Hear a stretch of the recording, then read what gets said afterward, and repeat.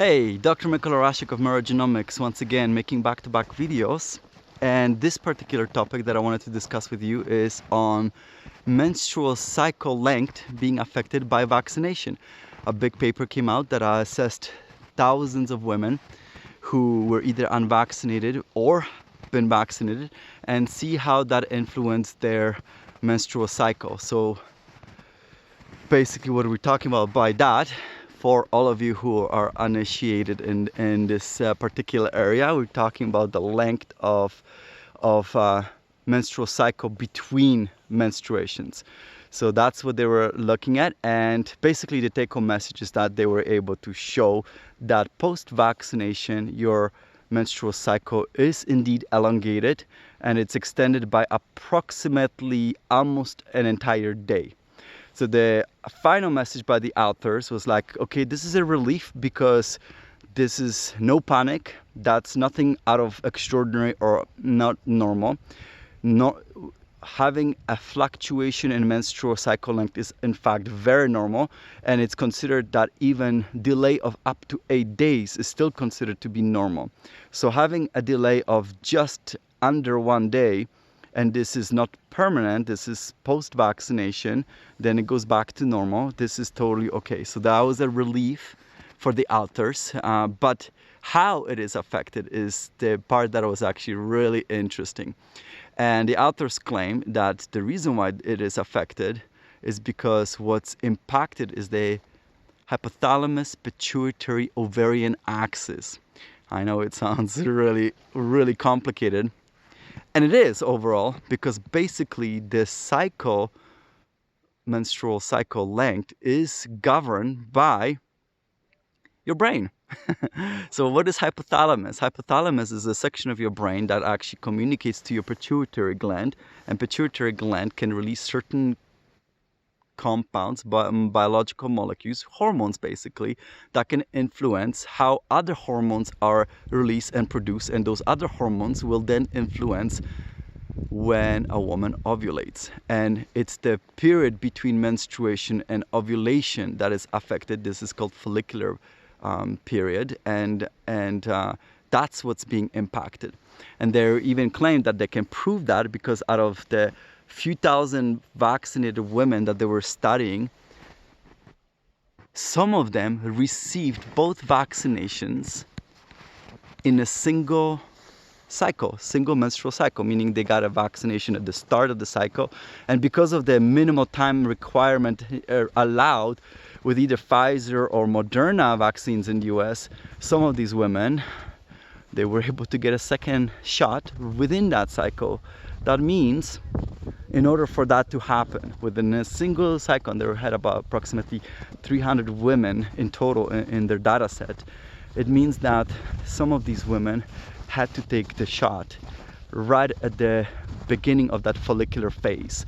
And indeed, such women showed overall even greater extension than what they found across the entire population, meaning they had even longer delay in their menstrual cycle, some of them up to 8 days. And that was basically the proof that why the menstrual cycle is affected post-vaccination is because the hypothalamus pituitary ovarian axis is being impacted. So really, whether vaccination will affect your menstrual cycle or not truly depends as to when you take the shot. If you take the shot in that follicular phase, you can disturb how hormones influence that phase, so you can disturb your hormonal balance, and that can delay your overall cycle. So that's the basically take-home message there.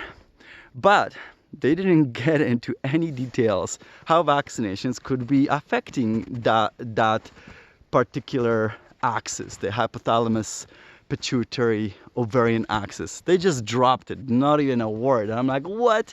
Don't leave me hanging. I wanted to know more.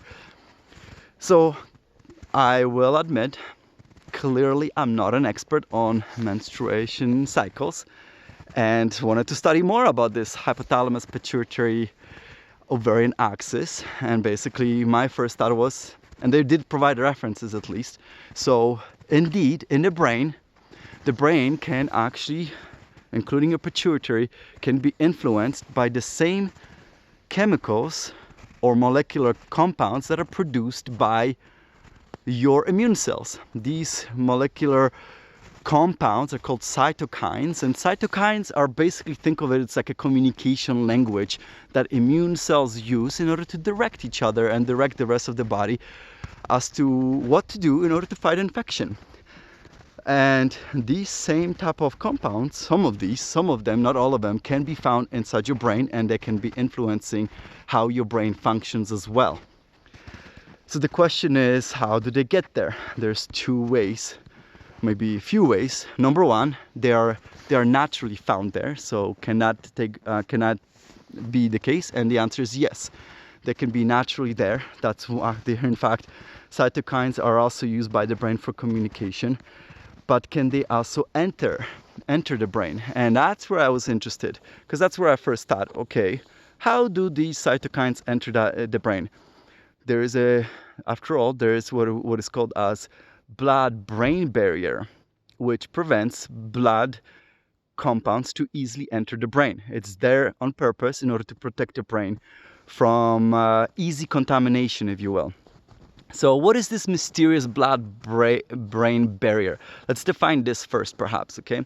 So blood-brain barrier is, basically it means the vascular network that innervates your brain, that goes through your brain, is really tightly knit. The cells in that vascular network are really, really tight against each other so that nothing can squeeze through in between the cells.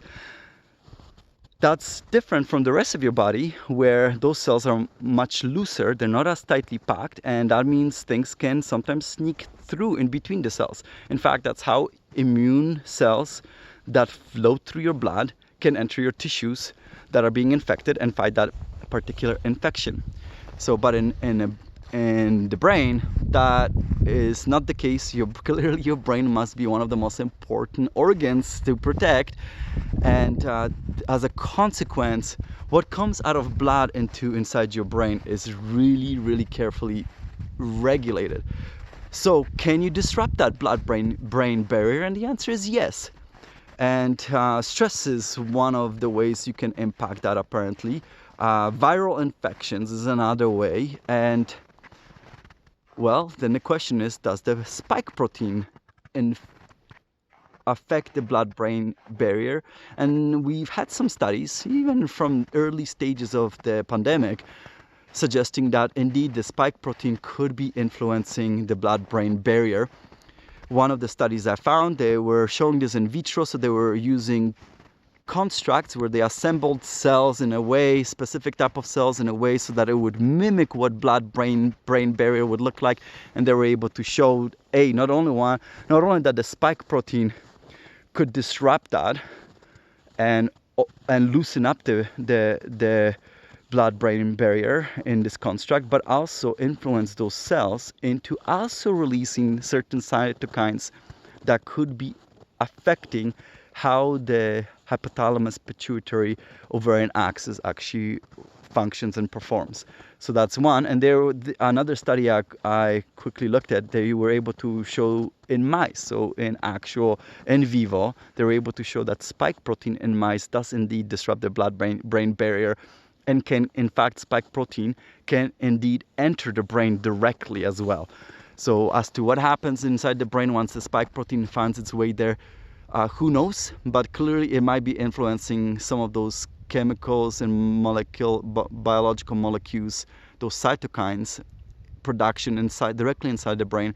So it suggests that perhaps spike protein, if produced in large amount, could disrupt the blood-brain barrier, and therefore it could influence how the hypothalamus pituitary ovarian axis is working, and that could affect the menstruation cycle.